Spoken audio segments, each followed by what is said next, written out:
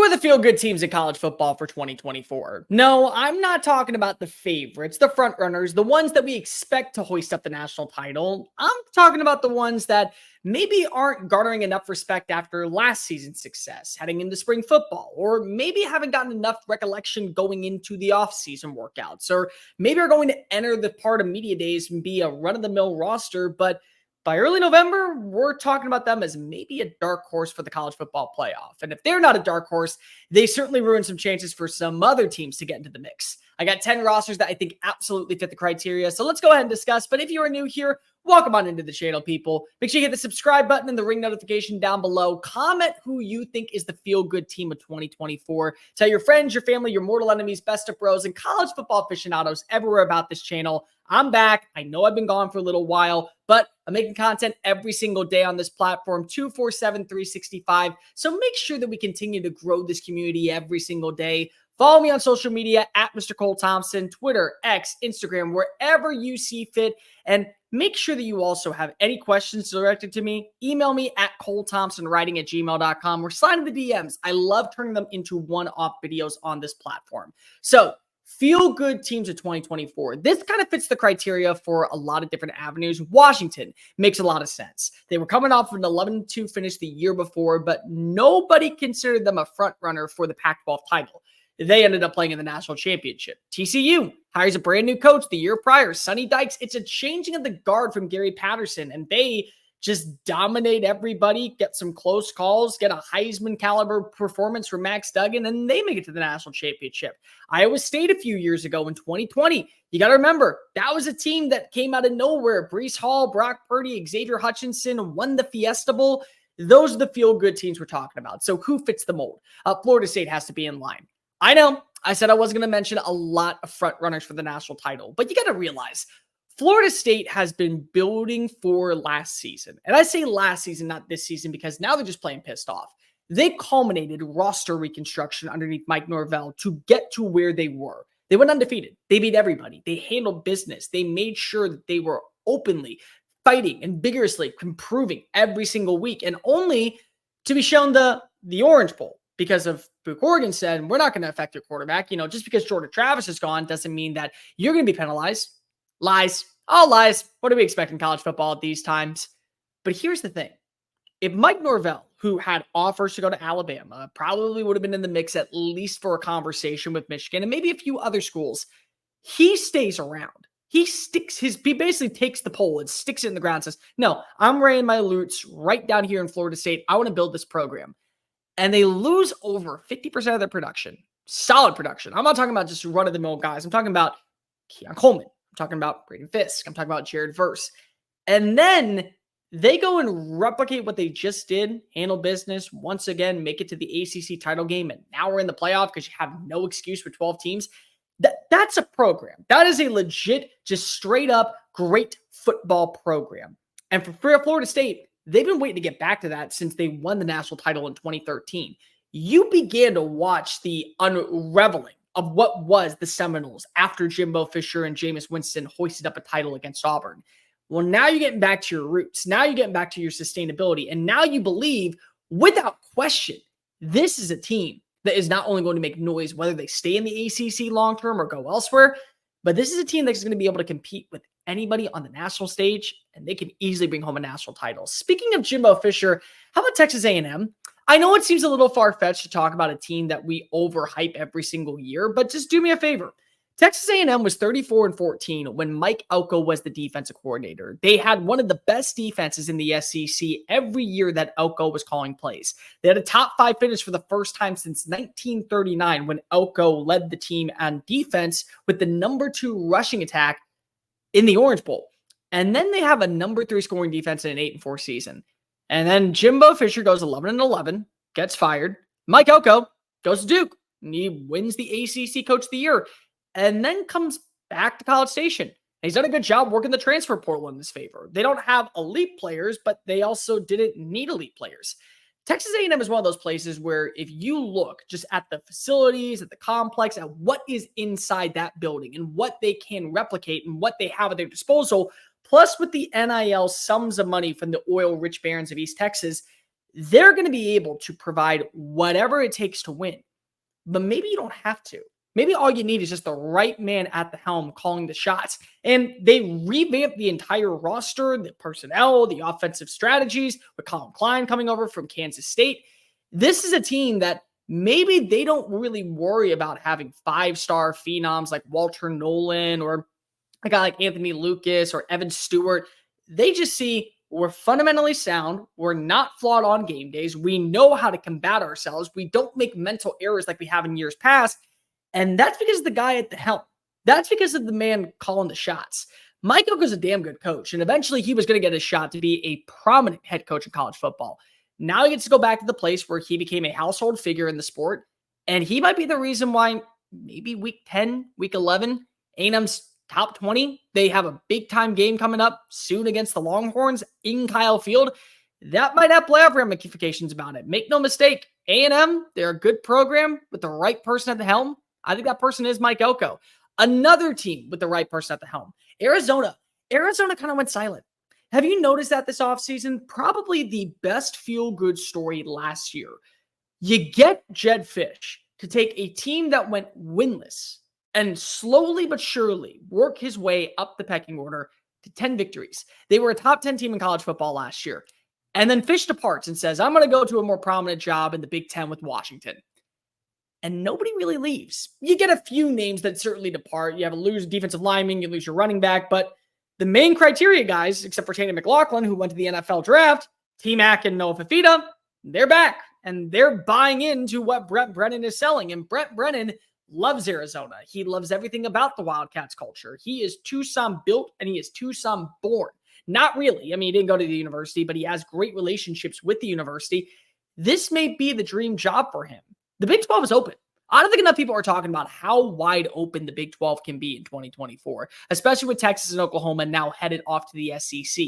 And all these newcomers coming in over the last 2 years, if their rosters are fundamentally sound, if they don't make a lot of errors on game days, if they're basically just doing the bare minimum and then finalizing, building that inertia, they're in a really good spot. The other thing that really helps is that Kansas State was on their schedule. It's not a non-conference game. So for this year alone, if Arizona loses that game, it does nothing toward their schedule about making it to Arlington, which is massive. The Wildcats still are a very good team. They're not an elite team by any means, but they do have an elite wide receiver quarterback tandem that might set a blaze in the Big 12. I just don't know why we're not talking about the Wildcats enough. They're built, they're ready, and more importantly, they're going to a conference that feels as wide open as Moses when he decided to part the Red Sea. That's what's sitting in your way. And if they find a way to be able to turn that corner, imagine the narrative that we're going to be talking about when it comes to Jedd Fisch. Yeah, he's a program builder, but Brent Brennan is a program stabilizer. And once again, he finds a way to be able to prove that there is a lot of fertility in his ways of coaching. Another team, NC State. I put NC State on this list for one main reason. Grayson McCall. Grayson McCall won fans over in 2020. The Chanticleers were awesome. Everybody remembers that BYU game. It was one of the best games of college football that year. And he became a household figure in the sport. Well, now he gets a shot to work with a new offensive coordinator in Robert Anae. And for NC State, the one thing that has been really missing over the last few years is stability at the quarterback position. Like Devin Leary goes down with the injury. Before that, he was really good. Then you go and turn to Brennan Armstrong. He was a disaster at times. Then you turn to MJ Morris. He wants to redshirt. More power to him. But you always have a good run game. You have a really good number one wide receiver in Casey Compassion coming back. You have a really good defense. Every single year, we don't talk enough about what NC State's defense is. And your schedule is very manageable. As long as you're able to coast at the very beginning of the year when you have those marquee matchups starting in mid-October, this is where we're talking about an NC State team that always is tier 2. And in my opinion, they're like the prominent tier 2 team in the ACC. They make that next jump all the way up to tier 1 just for a season. And maybe when you talk about Dave Duran, talk about where the program resides, they're finding their way to now really challenging other programs in the conference. And now they're going to become a hotbed destination when it comes to not only the transfer portal, but more than likely the recruiting trail. This does wonders for boosting in recruitment. This does wonders for transfer portal rankings. And best of all, proof of concept. You're tired of being that 9-3 team. You're tired of being that 8-4 team. Now You want to be that prominent and more deserving than anything else. 10-2, 11-1, and 11-1 in the ACC might be enough to get you into the college football playoff. Florida, I got to throw them on this list for one main reason. That schedule is made out of pure hell. I don't know which college football Satan decided to come up with this for Billy Napier in a prove-it year, but the fact of the matter is nobody is going to play this level of competition every single weekend. Their favorite win total right now by Vegas odds, according to FanDuel, 5.5. That is almost laughable. And I say laughable because I want you to find me 5 wins on that guaranteed schedule, because there aren't. There's one. It's Samford in week 2.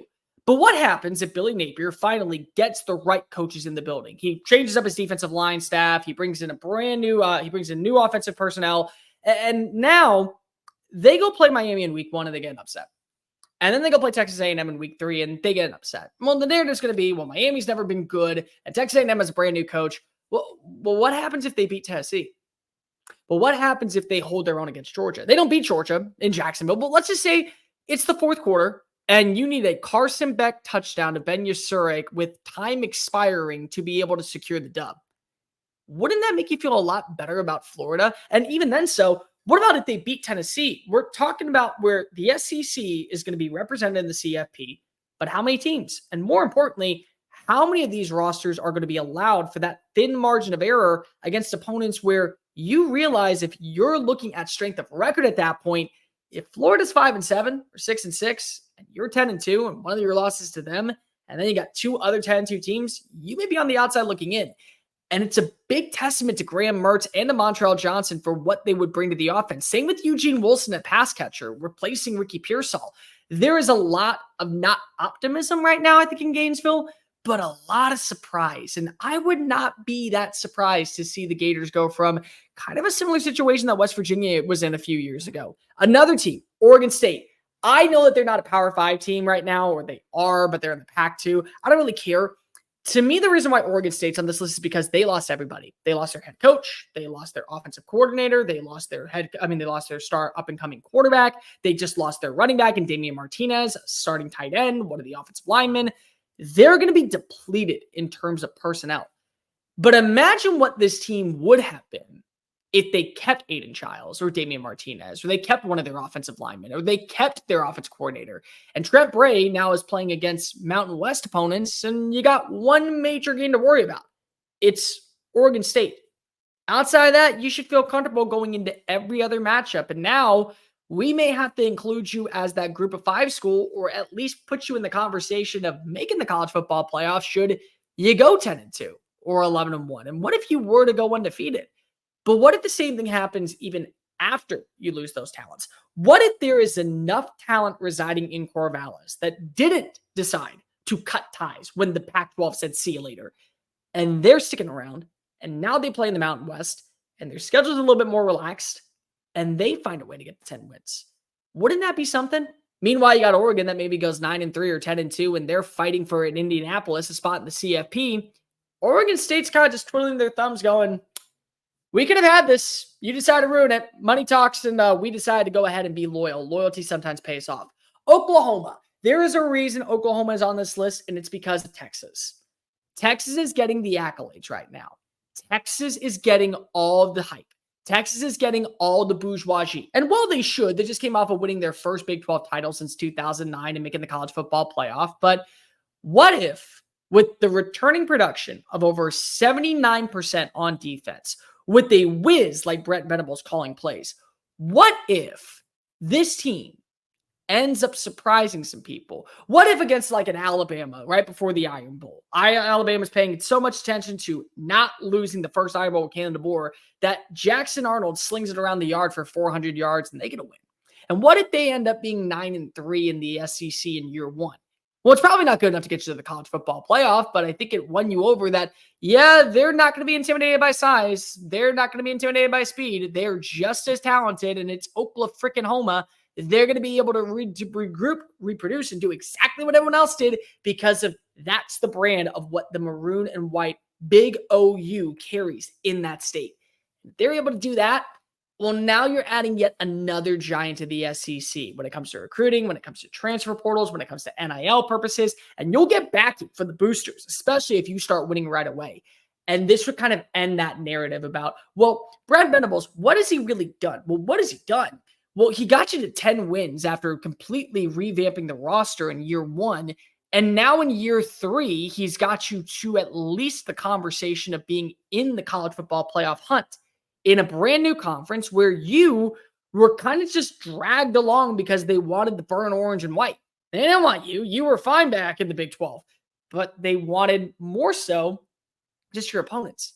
And you beat your opponents. And you beat a few other teams in the process. Michigan State, I think Jonathan Smith is one of the greatest coaches in college football. And I don't think he gets the respect he deserves. What he was able to do in Corvallis. I want you just to remember what Oregon State was after Dennis Erickson, before Mike Riley showed up. It was a dumpster fire. It was a laughable, meaningless, carefree, willy-nilly, no one wants to pay attention to us football program. And then you get Jonathan Smith to come in. And Gary Anderson decided to completely unravel this roster. And Jonathan Smith fixed it. And now he gets a shot to go and coach in Big Ten at a prominent school that probably is going to garner a lot of accolades and a lot of eyeballs because of what is the Spartans and how they're translating from the Mel Tucker era. And imagine with a young quarterback that sat for a year, learned the offense, picked up all the mechanics and all the idealisms that haven't been brought to our attention in the same light. What if that guy gets to 7-5?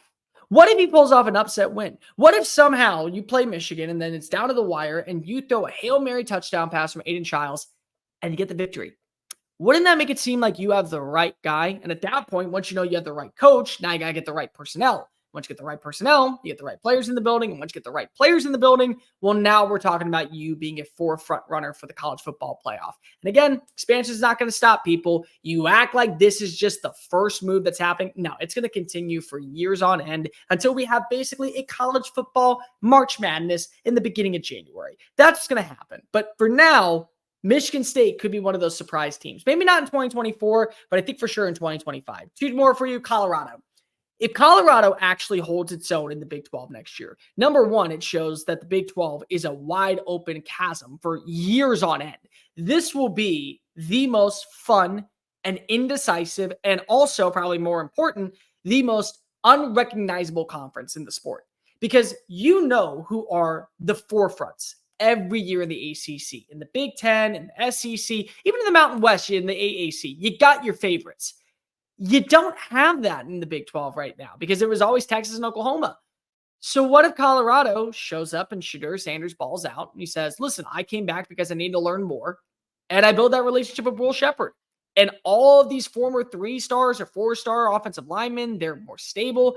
And what if my 5-star that I just brought in is actually up to par? And what if the guys that I hired on my coaching staff are actually meeting the criteria? I don't think that Colorado is going to be 8-4 team. I don't think they're going to be probably a 9-3 team, but this is a wide open conference. Never say never in the sport. And if Dion gets the buy-in from the players, the way that you see on all the social media phase, like that's not an act. That's actually the way he wants to adapt things in the sport today. Well, maybe, just maybe, Colorado has the right guy. And if they have the right guy, they absolutely are going to be a threat in the Big 12 for many years to come. Virginia Tech, last team.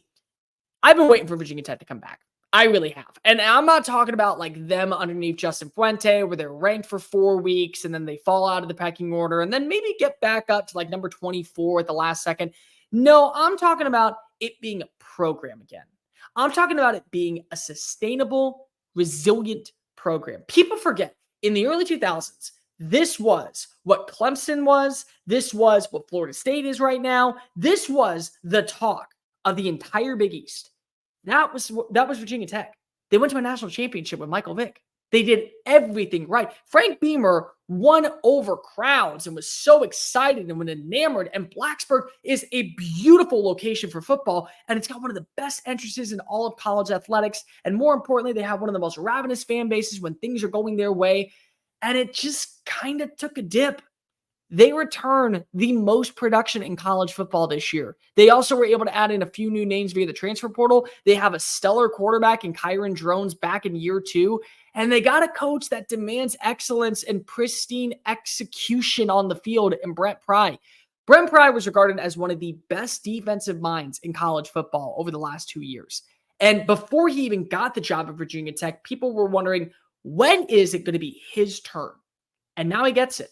And now year 3 rolls around. Everything is lining up for them to be a very stable team. And more importantly, they're not going to be a dark horse, I think. I think that they're going to be probably that tier 2 roster of competitors in the ACC. But tier 2 in the ACC, that might be enough for you to feel confident moving into the not so distant future, whatever unfolds. And with this amount of talent, do not be shocked when Virginia Tech is making a name for themselves. And it's week 13, and we're talking about who needs to lose for Virginia Tech to go to Charlotte. And at that point, it might already be too late. Virginia Tech might have to lose a game to put someone else into Charlotte. But those are my top 10 teams: Texas A&M, Arizona, Florida, Oregon State, Oklahoma Sooners, Michigan State, Colorado, and of course, NC State. Make sure you like the video, comment down below. Who is your feel-good team of 2024? Tell your friends, your family, your mortal enemies, best of bros, and college football aficionados everywhere about this channel. We're on the race to become the #1 YouTube show talking about our favorite sport. Make sure that you also download the podcast version of the show on iTunes, Spotify, wherever you get your podcast listening systems. And as always, make sure that if you have any questions, email me or DM me at Mr. Cole Thompson on Twitter or at ColeThompsonWriting@gmail.com. Until next time, folks, later.